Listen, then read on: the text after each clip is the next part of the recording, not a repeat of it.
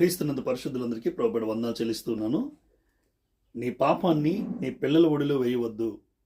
ఈరోజు అనేక మంది తండ్రులారా, తల్లులారా, మనం చేసే ప్రతి పని కూడా అది పిల్లల మీదకు దోషమై కూర్చుంటుంది.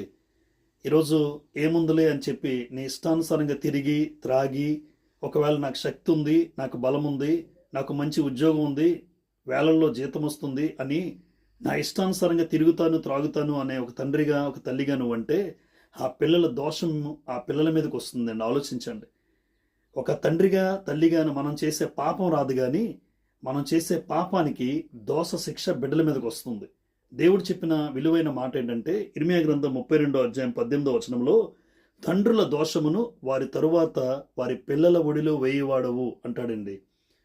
తండ్రుల దోషం. ఈరోజు తండ్రి పాపం చేసి ఇష్టానుసారంగా బ్రతుకుతాను అంటే గుర్తుపెట్టుకో, ఒకరోజు నీ పిల్లల జీవితంలో దర్జాగా యజమానులుగా ఉండవలసిన పిల్లలు దాసులుగా మారిపోయే పరిస్థితి ఉందండి. ఈరోజు పాపానికి దోషానికి ఉన్న వ్యత్యాసం తెలియక మనుషులు ఇష్టానుసారంగా పాపం చేస్తూ ఉన్నారు. పాపం చేస్తే అది నీకు మాత్రమే చెందుతుంది, కానీ ఈరోజు తండ్రిగా, తల్లిగా నేను చేసే ప్రతి పాపము కూడా నా బిడ్డల మీద దోషమై కూర్చుంటుంది. ఆ పిల్లల మెడల మీదకి వచ్చి కూర్చుంటుందండి. దోషము అంటే ఖచ్చితంగా పిల్లలు వారి బ్రతుకు కాలంలో శ్రమలు అనుభవిస్తారు, ఇబ్బందుల్లోకి వెళ్ళిపోతారు, బాధలు పడతారు. అది మనకి ఒక తండ్రిగా, తల్లిగా మనం చూస్తూ ఊరుకోగలమా? ఆలోచించండి. ఈరోజు నా ఇష్టానుసారంగా నేను బ్రతుకుతాను అని ఏ తండ్రి, ఏ తల్లి అనకూడదండి.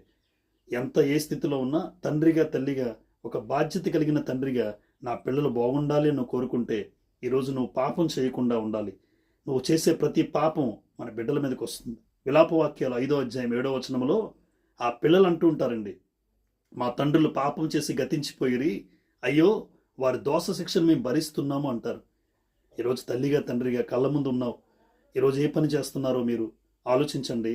మనం చేసే ప్రతి పాపము పిల్లల ఒడిలో శాపంగా మిగిలిపోకూడదు. ఆ పిల్లలు బాగుండాలి, వారి జీవితాలు బాగుండాలి. వారు నేను చేసిన పాపానికి ఆ బిడ్డల మీదకు ఫలితం రాకూడదు. ఆ బిడ్డలు శ్రమానుభవం పొందకూడదు.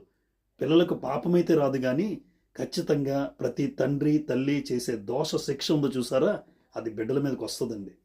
అందుకే నా బిడ్డలు సంతోషంగా, క్షేమంగా, ఆనందంగా ఉండాలని నువ్వు కోరుకుంటే ఖచ్చితంగా ఈరోజు మనం బ్రతుకుతున్న బ్రతుకులో ఏ పాపము చేయకుండా, ఏ పాపాన్ని అంటించుకోకుండా, ఏ పాపం లేని పాపరహితమైనటువంటి బ్రతుకు బ్రతకాలని దేవుడు కోరుతున్నాడు. ఆలోచించండి. పిల్లల్నిచ్చిన దేవుడు ఆ పిల్లల ఒడిలో మనం ఎట్టి పరిస్థితుల్లో కూడా ఆ దోష శిక్షను వేయకూడదండి. నీ పిల్లల ఒడిలో ఎప్పుడూ కూడా ఆ దోష శిక్షను వేయొద్దు. సంతోషంగా పిల్లల జీవితాలు ఉండగలగాలి ఈ లోకంలో.